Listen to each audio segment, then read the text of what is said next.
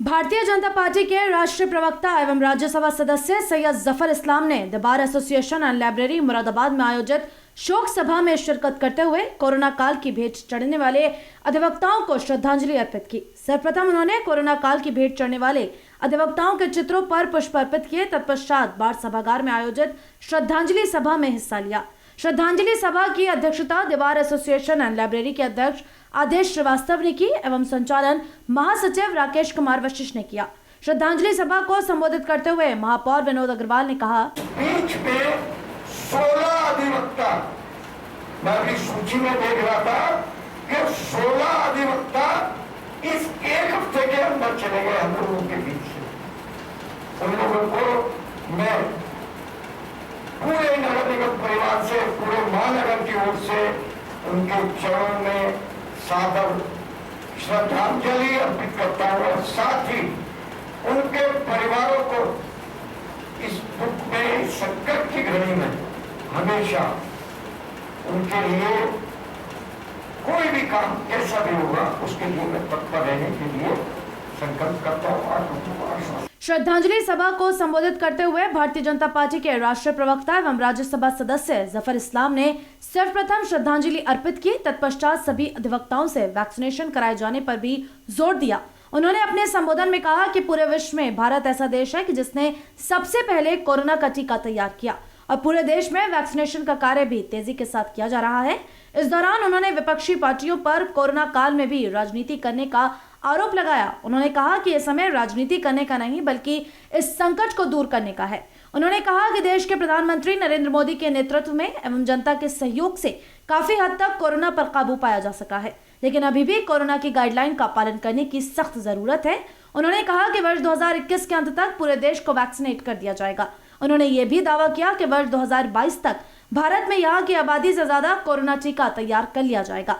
अपने संबोधन को जारी रखते हुए भारतीय जनता पार्टी के राष्ट्रीय प्रवक्ता सैयद जफर इस्लाम ने आगे कहा, आत्मा आज हमारे बीच में नहीं रहे वो लोग जो आपके समक्ष थे, आपके साथ काम करते थे। जाहिर है आप उनको याद करके आज वो हमें दुखी करेंगे।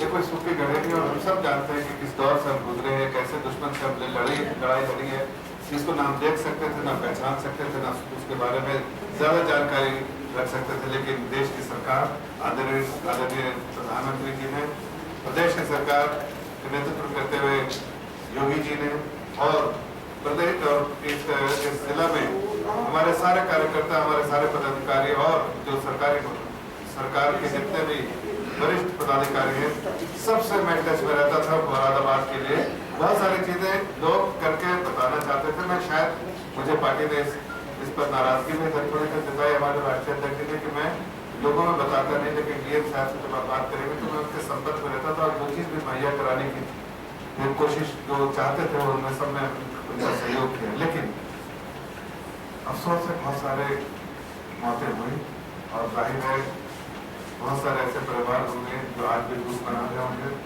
हम उनके दुख के साथ हैं। हम उन सब परिवारों के साथ जो है कंडोलेंस अपने देना चाहते हैं, अपने पार्टी की तरफ से, अपने पार्टी की लीडरशिप की तरफ से, अपनी सरकार की तरफ से और हमारे जितने यहाँ पर कार्यकर्ता और पदाधिकारी हैं सबकी तरफ से। इसलिए कि दुख की घड़ी में हम आपके साथ चट्टान की तरह खड़े रहना चाहते हैं और खड़े हैं और खड़े रहेंगे भी। लेकिन ऐसा लगता है कि ये दुश्मन अब धीरे धीरे इस वक्त परास्त हुआ है, लेकिन आगे की रणनीति उस दुश्मन की क्या है शायद हम कोई नहीं जानते। इसलिए कि कोई कहता है, जितने भी साइंटिस्ट हैं, इसलिए कि इसको समझने वाले, इसको परखने वाले तो हम और आप नहीं हो सकते। जिसको जो परखते हैं उसको साइंटिस्ट और दुनिया के अलग अलग साइंटिस्ट के अलग अलग खुलासे हुए हैं। जिससे कोई कहता है कि जब उनसे जानकारी लो, अगर पब्लिकली कुछ और कहते हैं, कभी कभी अगर आप प्राइवेट में उनसे बात करें तो वो और भी डरावनी चीज बताते हैं कि हो सकता है कि थर्ड वेव भी आया, फोर्थ वेव भी आया, फिफ्थ वेव भी आया, सिक्स्थ वेव भी आया।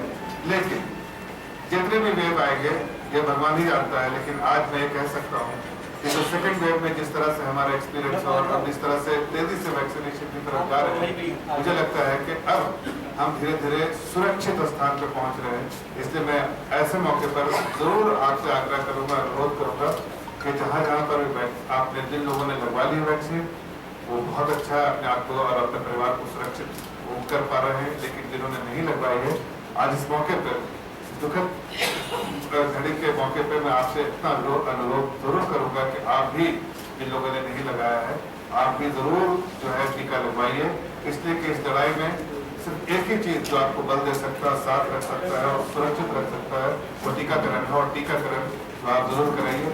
लोगों ने बहुत तरह के भ्रम लोगों को करने की कोशिश की। कुछ पॉलिटिकल पार्टी ने ऐसा किया जैसे लगता है मानो कि टीका हम देना नहीं चाहते हैं या नहीं कराना चाहते हैं। हकीकत है कि आप अगर पूरे विश्व को देखिए और देखिए कि जब पहली बार टीका हम वेस्टर्न वर्ल्ड में नहीं, सारी कंपनियां वेस्टर्न वर्ल्ड की थी जिन्होंने इसका टीका को जो है उन्होंने परखा और समझा और इसको दुनिया में ट्रायल के बाद लाने की कोशिश की।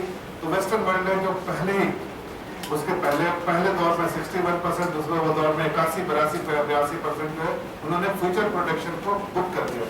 ऐसे में बहुत बड़ी समस्या थी हमारे देश के लिए, प्रधानमंत्री के लिए कि 82% अगर बुक हो गया है तो शायद 2021 तो छोड़िए 2022 में भी आपको प्रोडक्शन का 5% भी नहीं मिल पाएगा।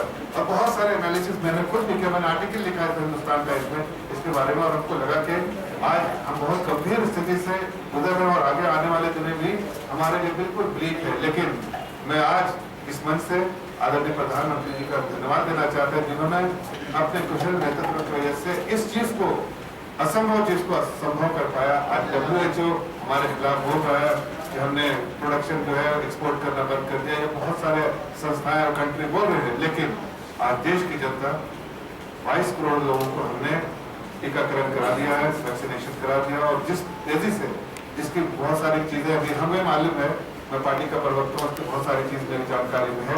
इस मौके पर दीवार एसोसिएशन एंड लाइब्रेरी मुरादाबाद के तत्वाधान में भारतीय जनता पार्टी के राष्ट्रीय प्रवक्ता को एक मांग पत्र भी पेश किया गया, जिसमें अधिवक्ताओं की विभिन्न समस्याओं को उजागर किया गया। साथ ही उत्तर प्रदेश में अधिवक्ताओं की मृत्यु पर उनके परिजनों को बीमा राशि न्यूनतम 10 लाख रुपए दिए जाने तथा प्रत्येक 5 वर्ष बाद उस पर 20% वृद्धि की व्यवस्था किए जाने और इस तरह की व्यवस्था देश भर में भी लागू किए जाने की मांग उठाई गई।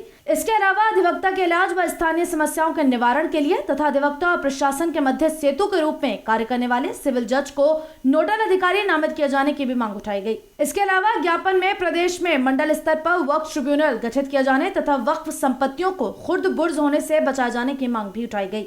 इस मौके पर महापौर विनोद अग्रवाल के अलावा भारतीय जनता पार्टी के जिला अध्यक्ष राजपाल सिंह चौहान, महानगर अध्यक्ष धर्मेंद्र नाथ मिश्रा, कौमी काउंसिल बराए फरोग उर्दू जबान के executive member Mohammad Mazahir Khan, Mohammad Junaid Ejaz, advocate Ashok Kumar Saxena, advocate Abhishek Bhatnagar, advocate Pramod Pratyay, advocate Khalil Ahmad, advocate Haji Mohammad Aamil, advocate Suresh Singh, advocate Naresh Saini, advocate Trilok Chandra Diwakar एवं अजय बंसल एडवोकेट सहित भारी संख्या में अधिवक्ता मौजूद रहे। इस मौके पर भारतीय जनता पार्टी के राष्ट्रीय प्रवक्ता सैयद जफर इस्लाम पत्रकारों से भी रूबरू हुए। देखिए, यहाँ पर आज कोई ऐसा कार्यक्रम नहीं था, सिर्फ श्रद्धांजलि देने के लिए आए थे। जो ऐसे अधिवक्ता हैं जिनका देहांत हो गया है तो कोविड के कारण, वो पूरा बार एसोसिएशन जो है उनको श्रद्धांजलि अर्पित कर रहा था और उसमें मैं भी सम्मिलित हो पाया। हमारे साथ हमारे जिलाध्यक्ष भी हैं और हमारे महानगर अध्यक्ष भी हैं, ये दोनों भी आए थे। मुरादाबाद के महापौर भी थे। हम सब लोगों ने यहाँ पर श्रद्धांजलि अर्पित की है और कोई इसका और कोई मकसद नहीं था।